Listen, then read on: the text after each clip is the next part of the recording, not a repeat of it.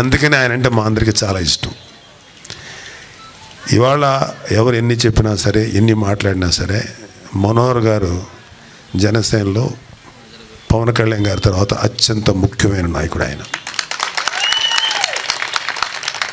మాకు చాలామంది అదేంటి సార్ మరి మీరు నన్ను ఏదో ట్రై చేస్తారు మీరు కదా.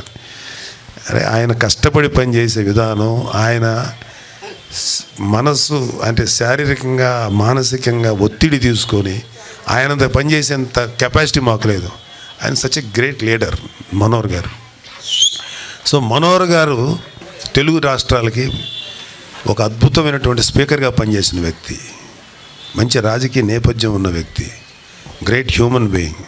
అలాంటి వ్యక్తి మన జనసేనలో ఉండటం అనేది మనకు అత్యంత బలమైనటువంటి విషయం. అది చాలా స్ట్రెంగ్త్ ఆయన పార్టీకి. ఆయన ఎంత కష్టపడతారో మీకు కంటికి కనపడేది కంటే కనపడని విధంగా ఎంత తిరుగుతారో, ఎన్నిసార్లు అలిసిపోయారు. ఇప్పటికీ ఆయన కాలి గాయంతో తిరుగుతున్నారు. నేనే మొన్న ఏమంటే ముందు ట్రీట్మెంట్ తీసుకోండి, తర్వాత మీరు బలంగా తిరిగితేనే కదా అంటే ఆయన పట్టించుకోరు. అది వాళ్ళ character. That is what Pawan Kalyan garu. So నాకు అందుకని మనోహర్ గారు అంటే ఇష్టం. సో మీరందరూ కూడా ఇవాళ నేను వచ్చింది ఏంటంటే కూడా మాట్లాడమన్నారు కాబట్టి చెప్తున్నా. ఐఎమ్ అప్పీలింగ్, మిమ్మల్ని నేను ప్రార్థిస్తున్నా, రిక్వెస్ట్ చేస్తున్నా. జనసేన టీడీపీ అలయన్స్ ప్రభుత్వం ఒక్కసారి చూడండి. మీలో చాలామంది ఇక్కడ మన మహిళా నాయకురాళ్ళు లేకపోతే వీర మహిళలు ఉన్నారు, మీరందరూ పెద్దవాళ్ళు ఉన్నారు. ఒక అద్భుతమైన మాట చెప్పారు ఒకళ్ళు. మామగారిని చూసి అల్లుడి గారికి ఓటేశారు, తండ్రిని చూసి కొడుకు ఓటేశారు, ఒక్కసారి మీ పిల్లలను చూసి పవన్ కళ్యాణ్కి ఓటేయండి అన్నారు.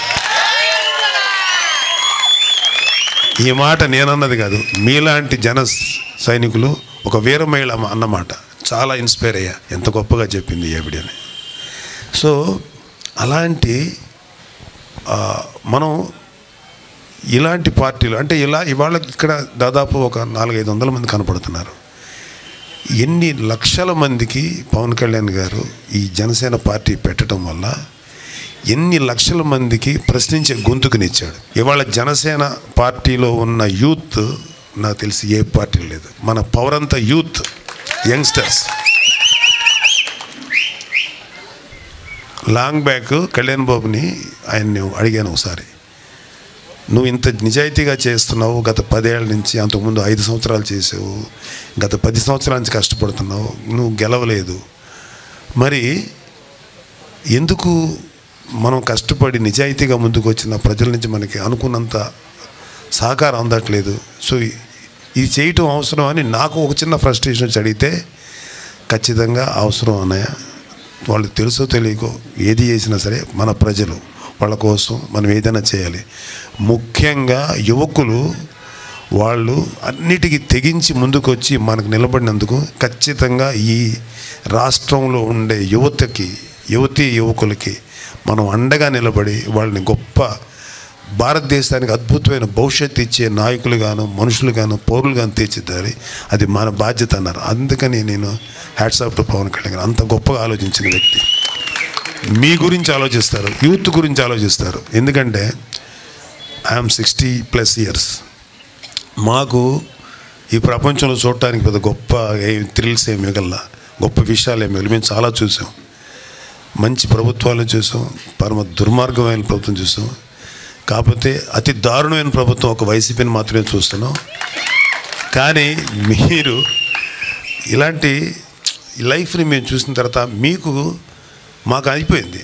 అవర్ జనరేషన్, మా జనరేషన్కి సంబంధించినటువంటి లైఫ్ అయిపోయింది. బట్ ఇవాళ అక్కడున్న ఒక కుర్రోడు ఉన్నాడు, లేకపోతే ఒక అమ్మాయి ఉంది, వాళ్ళ భవిష్యత్తు ఏంటి? ఇక్కడున్న కొంతమంది యొక్క మీ పిల్లల భవిష్యత్తు ఏంటి? ఇలాంటి నీచమైనటువంటి ప్రభుత్వ సామాజిక పరిస్థితుల్ని, ఆర్థిక పరిస్థితుల్ని మన బిడ్డలకి ఇవ్వాలా? ఇదా మన బాధ్యత? మనకు బాధ్యత లేదా? మన వరకు హ్యాపీగా ఉండి ఏదో ఉన్నంత వరకు కష్టపడితే ఏదో సుఖపడితే సరిపోద్దా? మా బాధ నెక్స్ట్ జనరేషన్స్కి, మీ పిల్లల కోసం, మీకోసం, అంటే ఇక్కడ ఉన్న యూత్ కోసం. ఒక్కొక్కడు ఓడిపోయే కొద్దీ నిరాశపడిపోతుంటాడు, ఇతను ఓడిపోయే కొద్దీ బలపడుతుంటాడు. ఇది పవన్ కళ్యాణ్ గారి కెపాసిటీ. అంటే